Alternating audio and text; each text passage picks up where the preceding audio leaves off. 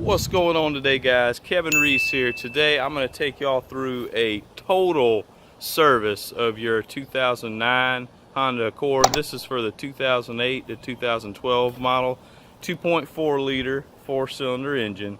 So let's go ahead and get started. Let's go ahead and change the engine oil and filter, and we'll do our coolant last. Alright, so coming up underneath the hood of this bad boy, a couple things you want to note. This is going to be your engine oil dipstick. This is your cap, and you can see it actually says 520 on it for you. This is where you're going to add your engine oil. Coming over here, see this yellow handle down here? That's your dipstick for the automatic transmission, and that'll be where we will check and add. You see this is our radiator cap, and here's our coolant reservoir. So we'll go ahead and jack it up, put some jack stands under it. Alright guys, so we've got our jack stands in place here under the vehicle. Now I want to show y'all, Honda put this splash shield up under here. You can see it's got a bunch of those little pop pins that pop in to hold this thing in place. It's like we got a pretty good bit of them here.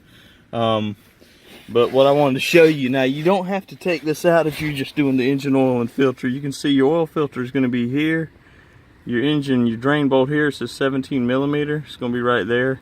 So what we did, like I said, your drain bolt right there, put a 17 millimeter socket on it right here.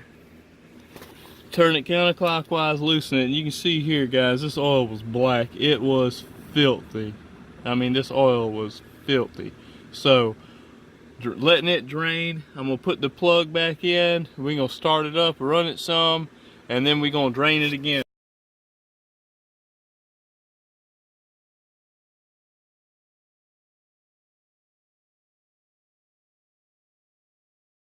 Remember, 4.4 quarts with the oil and filter change. Not changing the filter right now, like I said, guys. I wanted to show you all this dipstick here. You can see this is your low and your high mark. So you want it to the top of the high mark here on the dipstick. So that's going to tell you that you've got your 4.4 quarts of oil. If you're down here, usually that's a quart low if you're on that mark. So you want to keep it right here in between those two. But keep it to the top, will keep it full. So we're going to go ahead and add some of this cheap Walmart oil to it, and go ahead and run it through there, and then we'll drain that. Then we'll change the oil, put our good oil and filter in it. Alright, so I put a little bit of that SuperTech oil in, started it up, revved it a few times. We're going to go ahead now and pull the plug and drain that oil. So we've already done this one time, and the oil was absolutely disgusting. So let's see how it looks this time. Probably not much better. It's gonna still look like crap. So it's got this loose, and just get ready to pull the plug. Look at that, guys. Still black. See this thing? This is why you want to do routine maintenance on your vehicle. Because when you don't, you let it go, it turns out like this. Now that's fresh oil. This is fresh oil that I just put in. This is crazy. So we'll let this drain. While we got it running here on our second round, what I did is I put some more oil in it, and I had a little bit of Lucas left over that I went ahead and put in there just to kind of get circulating in the engine. So got all that straight, letting it run right now, letting it circulate and clean. So take your oil filter out. Something I like about K&N, guys, most oil filters, you know, Fram or the other brands, they just come in a case. K&N goes the extra step to actually wrap this with plastic for you. So it's a nice touch. That's what you get when you get quality. You see they even include a sticker here for you, so you can put in there with your current mileage and when your next change should be. You can stick that on inside your windshield, which is pretty cool. So we'll doing that also. It's a nice touch. What I wanted to tell you about the filter is go ahead and take this plastic off, and you can see you've got this rubber O-ring here. It goes around.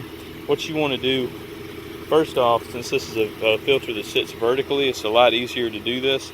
But you want to put some oil inside this filter first, because when you start it up first, the oil has to go to the filter and then up to the engine, so you have kind of a dry period. So it kind of helps to put some oil in this first so it's not as dry starting off. So what you want to do is put some oil in this, and also take some oil with your finger and go around the top of this O-ring here and lubricate it. So when you put it on and you turn it, you get a nice good seal. Alright, so we've got a little bit of oil in here. Got the top of the O-ring lubricated. And what I do is I just set this up under the car. So I put it like this, so when I pull my old one out, I can just put that one back in. I don't have to get out from underneath the vehicle. So let's see what we have in store here. Went ahead on this last one. So we'll just remove this. This thing's hot too. I've had it running for a minute. So anyway guys, I had like some old Castrol GTX that a different weight. It was 2050, but it doesn't matter because I'm draining it. But I put some of that in there along with that Super Tech, and then some, that thing's hot, and then I put some of that Lucas in there just to get it circulating all up in the engine so it wouldn't be these dry starts every time. So we're going to drain it. Let's see what it looks like. Alright, so we're looking a little better, guys. You can see we can actually see it now. It's not where you can't even see through it anymore, so that's a good thing. Alright, so when you take the filter off here, all you do is just put your wrench on. So there's a strap here, which is a filter wrench. There's different kinds, so this one here works pretty good. So you just put it on and turn it counterclockwise. You can see it's going to tighten up and it's going to turn that filter.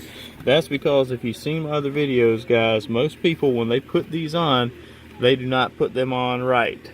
So they put them on way too tight, and you have to use a wrench or other means to get the filter off. So you should be able to turn it off by hand with a good grip. So we're going to go ahead and take this off now, put our new filter on. Alright guys, so what you want to look for always when you change your oil filter is look for that rubber O-ring right there, because if it sticks on that housing up there when you remove it, you're going to have a big problem. You put the other one on with the ring, it won't seal. I almost burned an engine up one time by not doing that. So always make sure that there's no O-ring up here and that it's on your old filter. And you can see on this old one they were using a good old Purolator. It's a pretty good filter, so that's a good thing. So we're going to put our K&N on here, which is even better, and fill this bad boy up with oil and roll. Alright guys, so we got our new filter on.